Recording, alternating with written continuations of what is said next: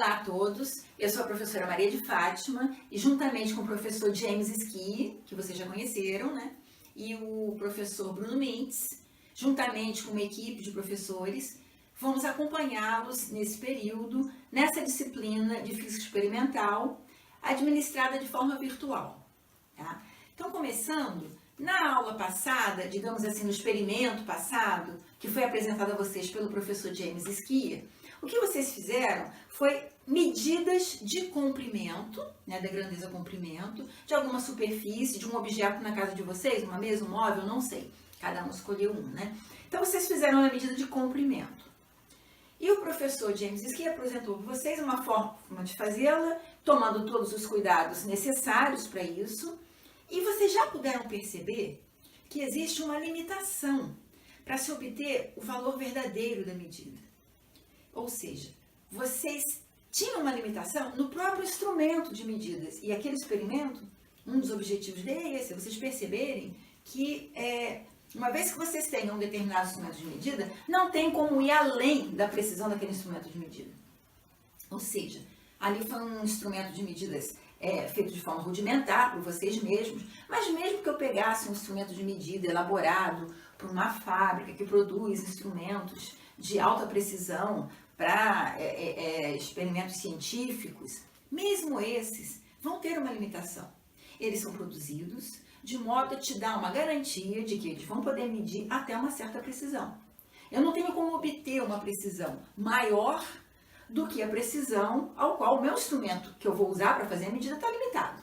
Né? Então, esse é um tipo de incerteza, que a gente chama de incerteza avaliada, ou seja, a incerteza associada a um instrumento de medida. Não tem como transpor, né? Ela está ali e pronto. Hoje nós vamos fazer um segundo experimento, também bastante simples, mas que vai permitir a gente evidenciar um outro tipo de incerteza que vai estar inerente no nosso experimento. Aqui, embora eu ainda tenha a incerteza decorrente da limitação, da precisão do meu instrumento de medida, e esse tipo de incerteza sempre vai estar presente ao fazer uma medida, mas aqui nós vamos ver que tem um outro tipo de incerteza, corroborando para o meu resultado da medida ser mais ou menos preciso. Né? Ou seja, aqui o que vai ser mais relevante, a gente já elaborou um experimento para que isso ficasse claro e evidente. O mais relevante aqui vai ser o próprio processo de se fazer a medida e as condições nas quais eu estou fazendo.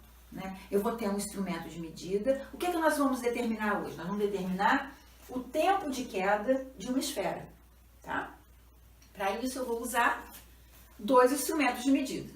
Um para determinar a altura da qual eu vou largar essa esfera e outro que vai determinar o tempo, um cronômetro. Né? Eu vou usar uma trena para determinar a altura da qual eu vou largar a minha esfera. Eu vou usar uma trena, na verdade eu já medi antecipadamente, eu escolhi um comprimento de 1,80 m.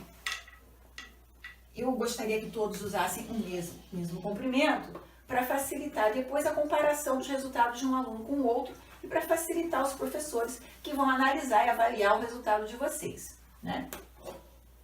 E eu escolhi 1,80 m, então, por isso a gente vai fixar a altura. Por que eu escolhi 1,80 m? Porque se fosse mais alto seria difícil para eu largar a bolinha dada a minha altura. Eu teria que subir no banquinho, alguma coisa assim poderia trazer alguma insegurança, pensando que vocês vão fazer em casa. Se fosse mais baixo, o tempo é tão curto que fica difícil cronometrar. Então, 180 eu achei que era um valor intermediário razoável. Então, marquei 180 aqui. Eu estou usando uma trena, mas vocês podem usar aquela fita métrica usada para se fazer costura, né? Ou um metro, que é aquele que você vai dobrando, dobrável, um instrumento de medida rígido que vai dobrando, e que ele é muito usado em construção civil, é fácil encontrar, e ele é muito adequado para isso. Então, marquei 1,80 m aqui, tá? Eu vou usar essa esfera, que é uma esfera de espuma rígida. Ela quica, inclusive, mas não é necessário. Eu trouxe para vocês verem isso aqui, o que é? Um olho de um boneco. Também serviria, tá? Eu posso usar uma bolinha de ping-pong, de frescobol, de tênis.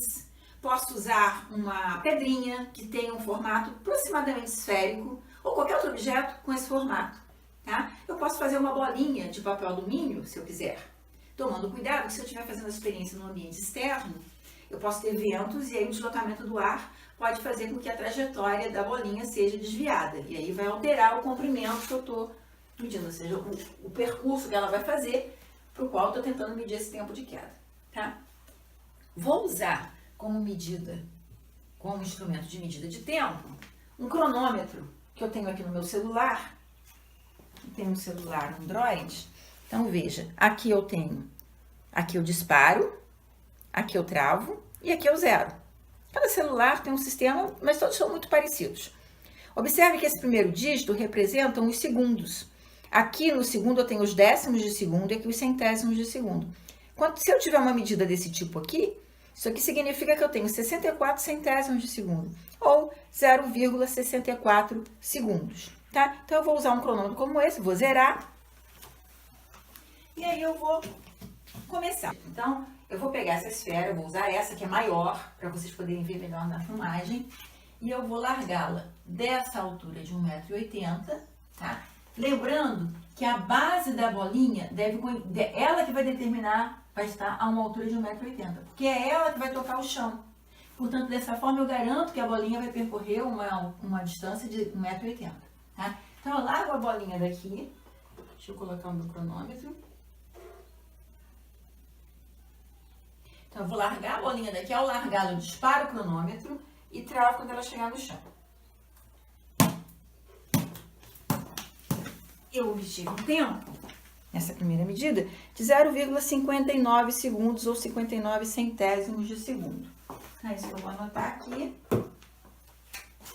Ou seja, eu vou anotar agora os tempos que eu vou obter em segundos. O primeiro tempo, T1, foi de 0,59 segundos. Vou zerar o meu cronômetro e vou repetir a experiência, nas mesmas condições, o mais parecido possível. Então, eu vou soltar.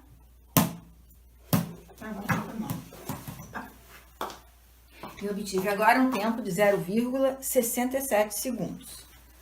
Então, o meu segundo tempo de queda é de 0,67 segundos. São diferentes, são, mas foi o que eu obtive. Tomando todos os cuidados, eu obtive esse valor, então esse valor é importante, tanto quanto o anterior. Vou fazer uma terceira vez. Vou disparar o cronômetro. Esse evento eu vou descartar, porque ele bateu no rodapé. E, portanto, eu não tive como determinar esse tempo de queda, tá? Então, vamos fazer, eu vou afastar um pouquinho mais. De novo, vou descartar, porque eu não acionei o cronômetro no lugar certo. E ele não disparou. Isso acontece, tá? Não tem problema, é só repetir a experiência. Obtive 0,67 segundos novamente.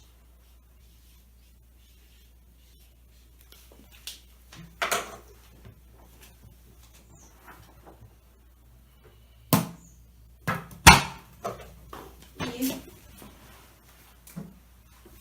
o último tempo que eu obtive foi 0,70 segundos, tá? Então, observem que eu tive tempos bem diferentes. Coincidentemente ou não, a gente ainda vai ver, eu tive dois tempos coincidentes, iguais, certo? Então, essa tabela aqui está me dando todo o conjunto de medidas de tempo da mesma bolinha, percorrendo a mesma distância, medido com o mesmo cronômetro. E nem por isso me deu o mesmo resultado. Ou seja, eu tenho resultados diferentes e se alguém me perguntar qual é o tempo de queda da bolinha, o que vocês fariam? Eu escolho um desses aleatoriamente? Eu escolho o que apareceu repetido, mas poderia não ter aparecido nenhum repetido. Eu escolho o maior? Eu trabalho com esses dados para obter um resultado mais confiável? Então, são questões que eu deixo para vocês irem pensando, tá? Na próxima, a experiência que vocês vão fazer, e que eu estou propondo, a equipe está propondo a vocês agora, é reproduzir esse mesmo experimento, largando uma esfera de uma altura de 1,80 m e cronometrando esse tempo de queda com o cronômetro que vocês tiverem disponível, e construir uma tabela agora, não com 5 dados apenas, tomando apenas 5 medidas de tempo, mas com 60 dados. Ou seja, vocês vão reproduzir essa experiência 60 vezes, tá? Ou seja, vocês vão fazer uma tabela muito parecida com essa, que só difere pelo número de linhas, que agora ao invés de ter 5 linhas, vão ter 60 linhas. Aparentemente pode assustar, parecer que é algo muito demorado, muito complicado de fazer e cansativo, mas garanto que não é. Faço isso sempre no laboratório, em sala de aula, os alunos falam, nossa, mas tantas medidas, mas depois fazem, se divertem e não é tão pesaroso assim. Então vocês vão fazer essas medidas de tempo, tomando cuidado que sempre que uma medida, vocês virem que dispararam o cronômetro na hora errada ou travaram na hora errada, joga fora. Porque essa medida, além dos problemas que já tem inerentes ao experimento, tem um erro seu, pessoal, então você joga fora. Se eu acredito que soltei no tempo certo e travei no tempo certo, e a medida ficou muito diferente das que eu já obtive, não tem problema, deixa ela na sua tabela. Depois a gente vai ver como fazer isso.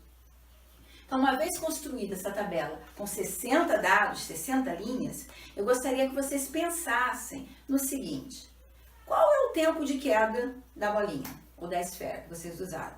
Se alguém perguntasse, mas qual é o tempo de queda? Você tem vários aí, qual é o tempo de queda? Pensem, como vocês poderiam dar essa resposta? Outra questão importante. Suponha que vocês descobriram um jeito de dar essa resposta, escolher um tempo ou trabalhar e produzir um tempo que seja o melhor, o que mais se aproxima do que deve ser o valor verdadeiro da medida, tá? Ainda assim, basta fornecer essa informação? Ou será que, diante da tabela que vocês têm, toda essa dispersão, toda essa variação dos dados não teriam alguma importância nesta medida? O meu conjunto de medidas me deu valores muito diferentes e eu usei eles para escolher dali, de algum modo, qual é o valor mais adequado para representar o tempo de queda da bolinha, né? Essa variação das minhas medidas, será que tem alguma importância? Será que haveria algum modo de eu incorporá-la como informação ao representar o resultado final da minha medida? Essas são questões que eu deixo para vocês pensarem.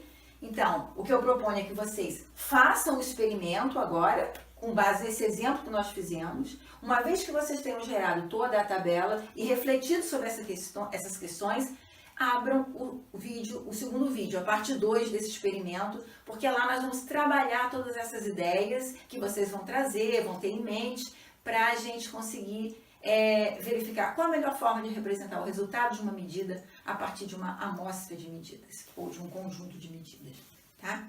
Então, eu deixo aqui um abraço a todos, e a recomendação é que vocês se cuidem, fiquem em casa sempre que possível, para a gente se encontrar em breve presencialmente.